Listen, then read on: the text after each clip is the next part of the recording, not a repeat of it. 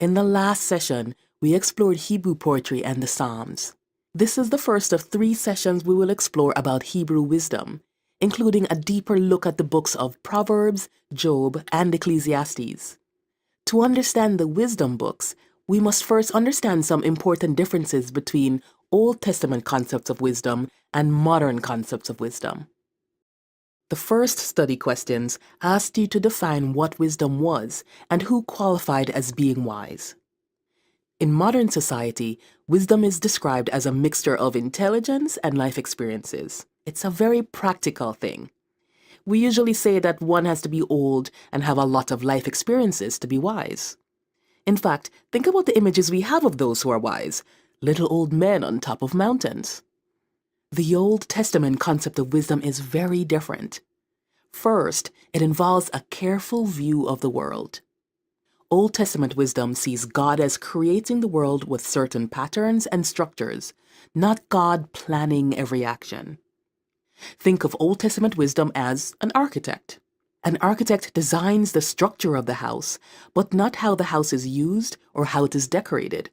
In a similar way, Old Testament wisdom says God has created the world with order, with particular patterns. Second, Old Testament wisdom says those patterns are not readily apparent, but we can discover them. We can learn the way God has patterned the world, and we don't have to be old to discover wisdom. Anyone can be wise if they simply commit themselves to discovering the order of God's creation. Third, the person who discovers God's wisdom and applies it will benefit, because they are aligning themselves with God's creation. Think of it this way.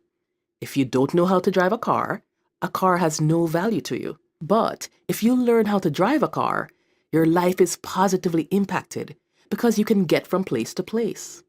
Like this example, Old Testament concepts of wisdom are very different from modern concepts of wisdom, but we can all be positively impacted. Old Testament wisdom is discovering the order of God's creation, right actions and attitudes. Everyone can discover this wisdom and be wise, not just the old. The book of Proverbs is a great illustration of Hebrew wisdom. The book has 3 distinct sections. The first section, which your reading came from, was Proverbs chapter 1, verses 1 through 7. This portion serves as an introduction to wisdom as a whole. You saw the very tangible benefits and negative consequences of being wise or being foolish. It is important to keep in mind that there is no in-between with wisdom. One is either seeking wisdom and is righteous, or one is embracing foolishness and is sinful. Verse 7 gives us the very foundation of wisdom when it says, the fear of the Lord. When many see this phrase, they think, do we have to be scared of God? The answer is not really. In this context, the idea of fear is different from our use of the word. The idea of the fear of the Lord is putting yourself in right relationship to God. You have to know who you are and who God is before you can ever understand His creation. It's like electricity. You must recognize both its benefits and its dangers before you can really discover its value. Likewise, we must put ourselves in right relationship to God and honor Him before we can understand His creation and the benefits we get from that knowledge. The second distinct section of the book is Proverbs chapter 1 verse 8 through chapter 9 verse 18. You read 2 portions from the second section, which serve as a powerful introduction to the proverbs or sayings that will make up the third distinct section of the book. This second portion tries to convince the reader to seek wisdom and not foolishness. The writer personifies or gives human form to a non-human thing. There are only 2 choices for the reader. The first choice given to the reader is Lady Wisdom. Even though we benefit from wisdom, wisdom has to pursue us and convince us to listen. Did you notice the tragic consequences for ignoring wisdom? For ignoring God's intent for creation and relationships?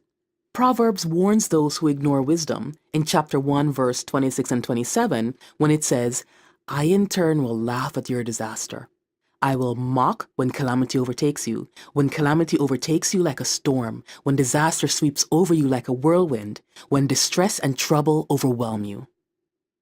While a fool faces calamity and distress for his choices, The first chapter still closes with encouragement for those who seek after Lady Wisdom. The wise will live at ease without fear of harm and be free from the destruction that visits the fool. The second choice given to the reader is foolishness, which is described as alluring and enticing.